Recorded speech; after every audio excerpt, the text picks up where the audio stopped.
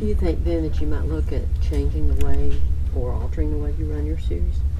Yeah, I mean we're currently looking at like charter agreements and stuff in our series. So yeah, I think there's stuff that will be learned from it all to I mean, I think, for Brad and myself, like, we are drivers, and I've been an owner. Really, Brad's really close to Casey Kane, so like, yeah, I mean, we want it fair, for everybody. So we're trying what I can. Obviously, it's on a way smaller scale, so I don't know if that makes it easier or harder, but yeah, we're trying to figure out our own charter stuff.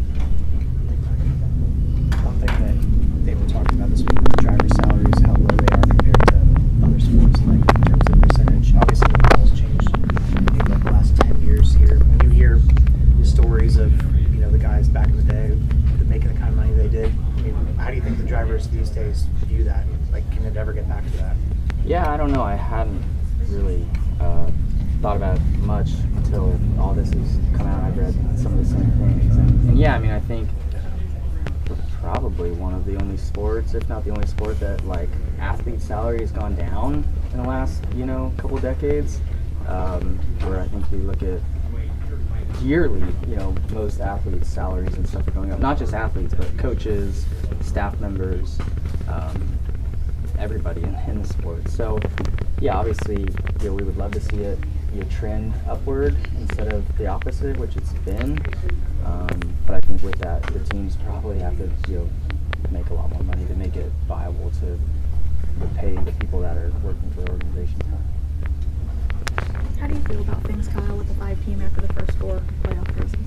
Yeah, I mean, I think our speed has been how it's been all year. We just have, aside from Bristol, kind of just had a rough little string of races, with Atlanta. Me messing up and crashing there.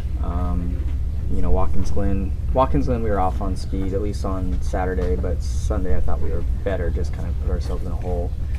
And then, Bristol went great, and then Kansas, we had the flat tire. So hopefully we can get all of our bad runs out early in the playoffs and can be smoother sailing from here on. But when we go into Talladega, it's hard to have a smooth weekend here. But performance-wise, our team's been doing a great job all year. Just got to, have things kind of go our way here soon. Are you nervous about your points position, considering that things don't necessarily go your way here all that often? Yeah. Obviously, with my track record here, I would have loved to have been more than 18 points above the cut line coming into this event. But I feel like I say it every time we come here, which I only have one top 5 finish in my career, but we do a good job. We do, if you dig back and actually look at the races, we do a good job, and we're up front at most of them. At the end, just get caught up in a crash. So just hopefully this weekend's a little different. For next week, does the layout at the ROVAL, does that kind of intimidate you a little bit? No, not really. Not any more than it would. I think the ROVAL is intimidating to me in general, just because of, I don't know. We've won there, but at least in the next year, I feel like I don't have a good feel for it. It's really bumpy, and I just feel super on edge. I've crashed there almost every time I've been there. I've been fast, but crashed. The last 2 times I've crashed there, it's been in that section. So now we're getting rid of that section, so maybe that's good for me. But we'll be going faster through there in the early part of that section. So if your car is not handling just right, it could be a little edgy, I would think. But we'll see. Hopefully we get through this week and clean, and we can be more aggressive next week. One of the Cup crew chiefs said that U-turn 7, the hairpin there, was the tightest radius of anything in NASCAR. Have you studied those changes, and do you think that's either a potential passing area or a potential chaos area? I definitely think it's a potential passing and chaos area. I had to do some post Kansas stuff this week in the sim, really briefly, and then I got to run the ROVAL for 30 minutes or so, and it was that corner is extremely tight, and you have to slow down so much and open your entry a ton, and it's coming off of a right-hander, so it would be really easy to kind of pop out and I think shove your nose in there on somebody. So I think it's going to be definitely a passing opportunity. section, and for sure, yeah, there'll be some chaos of like parked cars there. When it comes to the high limit charters, do you guys feel like you've seen the growth this year, the business growth that you wanted to see?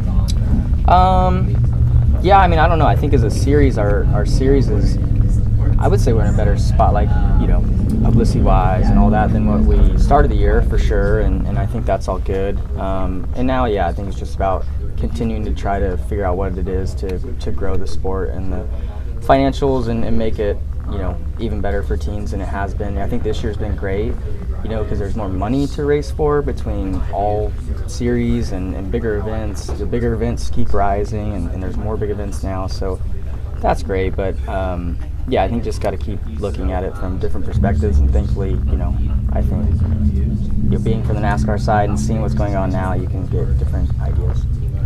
How soon do you start preparing for the Indy 500 for next year? Oh my God, This is Custom Pat Chats. But what makes us custom? Well, that actually begins with you. We're just bringing your unique vision to life. No knockoffs, no lookalikes. Your design is one of a kind. We know hats, we know design, and we know quality. The proof? It's in our production. Hand-stitched with precision and care, with brands you know and trust. A one-of-a-kind patch deserves a one-of-a-kind treatment, all the way to your doorstep. It's how we keep it custom. Steven Stump of Frontstretch.com here. Come back for more great racing videos, and if you like us, don't forget to hit that subscribe button.